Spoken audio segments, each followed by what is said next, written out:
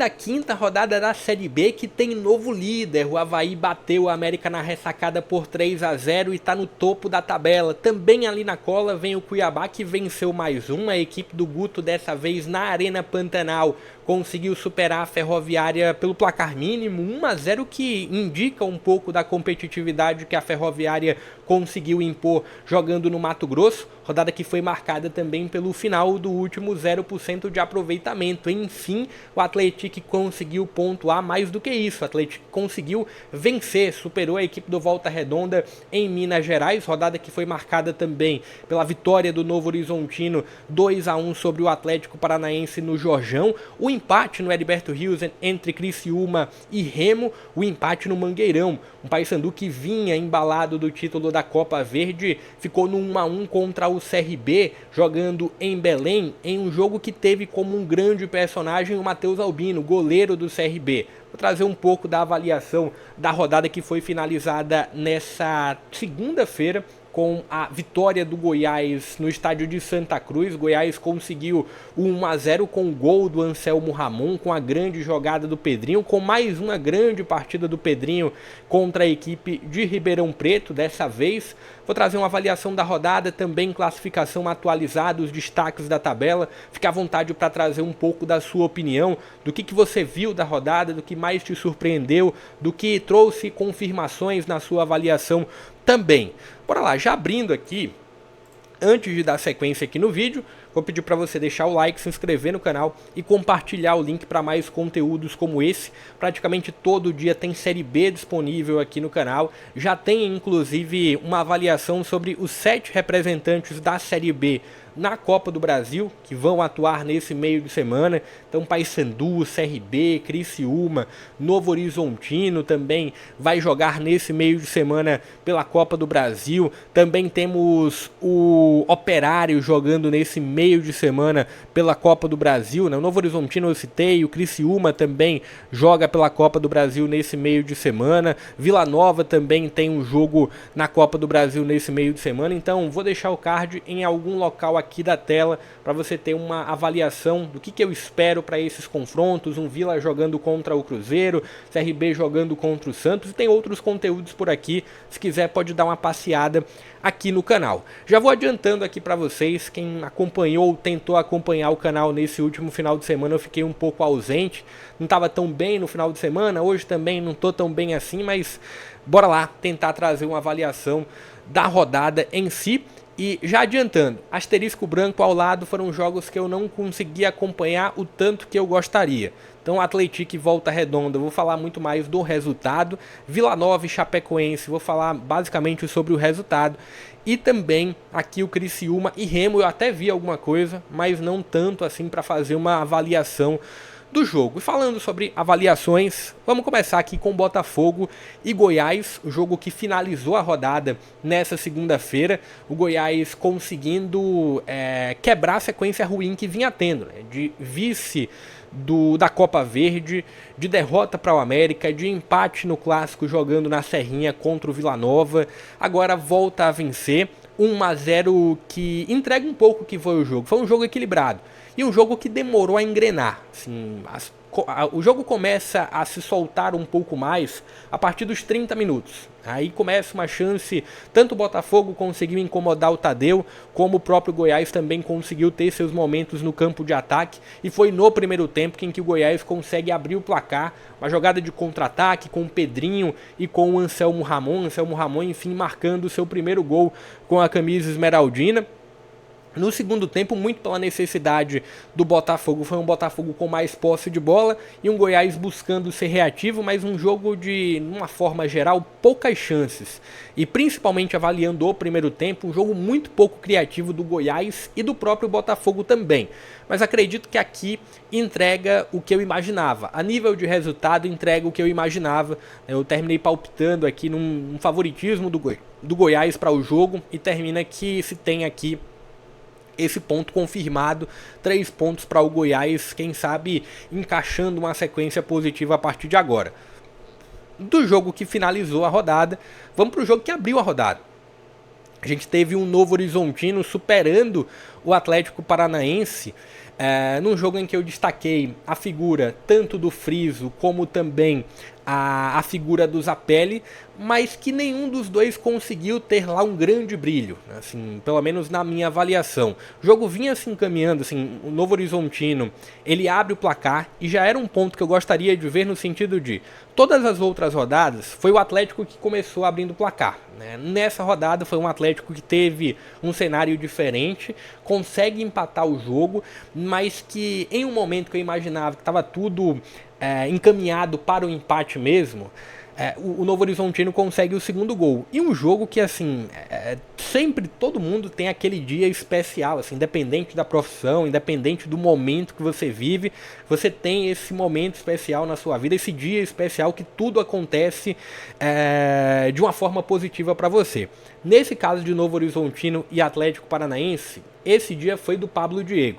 Pablo Diego sai do banco, acredito que com 6 minutos de jogo, e consegue aos 7, marca o gol que abre o placar, 7 ou 9 minutos, né? Antes dos 10.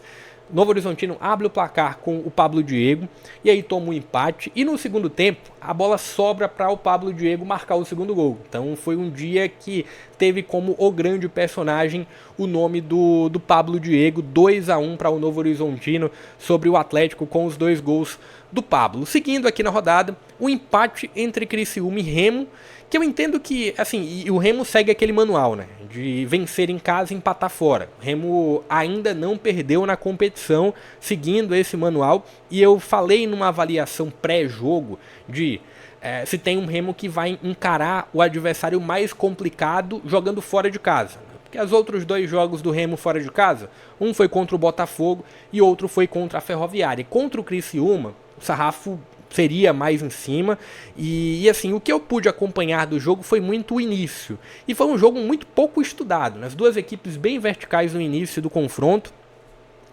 A nível de resultado final, eu acho que entrega um pouco do que eu aguardava, entendia que seria um jogo com um tom de equilíbrio, entendia que seria um jogo com um tom de estar muito em aberto para uma possibilidade principalmente de empate, foi o que aconteceu.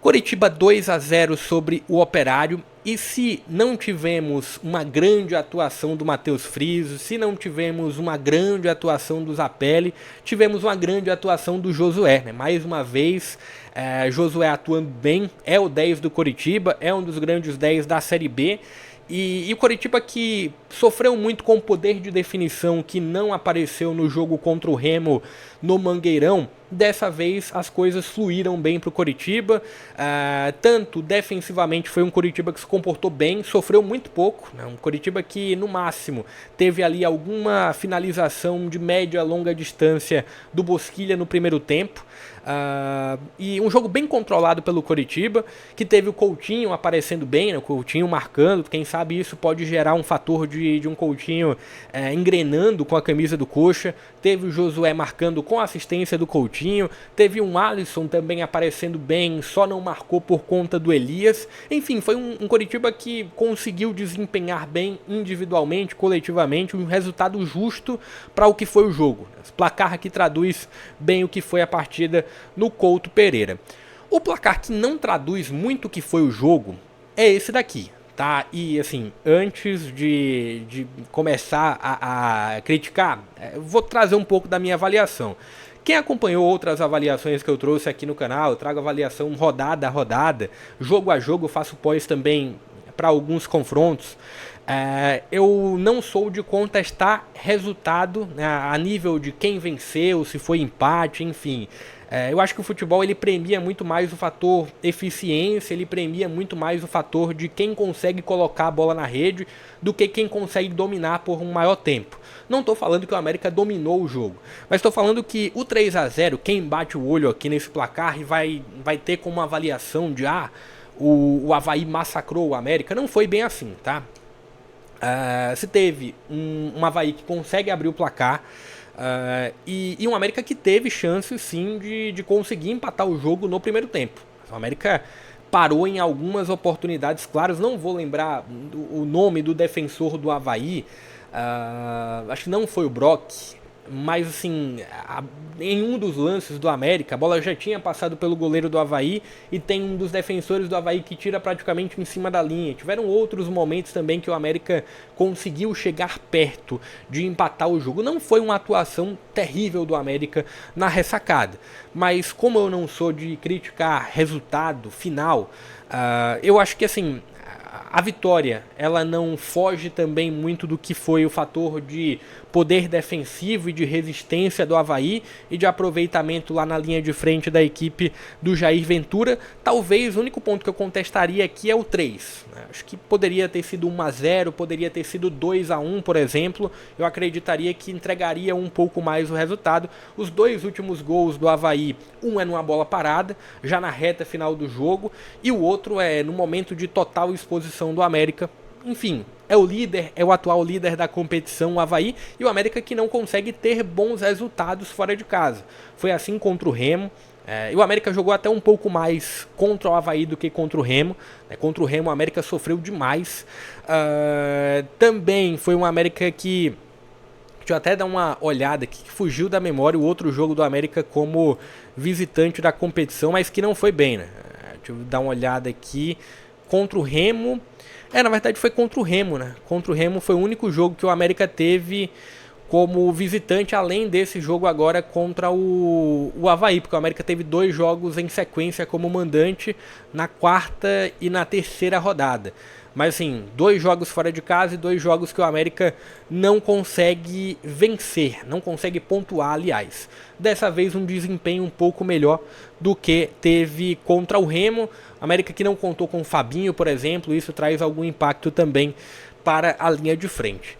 Olhando aqui os outros resultados, Paysandu e CRB, né, um empate, Paysandu vindo do título da Copa Verde, né, tinha ali o embalo do título da Copa Verde, consegue, na verdade quem abre o placar é o CRB com o Thiaguinho. O Paysandu ainda no primeiro tempo consegue empatar. Tiveram alguns pontos novos, né? Assim como o Paysandu colocou alguns novos nomes contra o Operário, voltou a colocar novos nomes, como foi o caso do Heverson jogando também entre os titulares contra o CRB. Aqui, o que dá para destacar? A grande atuação do Matheus Albino. Acho que o principal ponto do jogo é como o goleiro do CRB se comportou bem, como o goleiro do CRB conseguiu salvar o CRB em muitos momentos. O resultado poderia ter sido pior para a equipe alagoana. E mais uma vez é um Paysandu que consegue desempenhar bem, mas que não consegue o resultado final.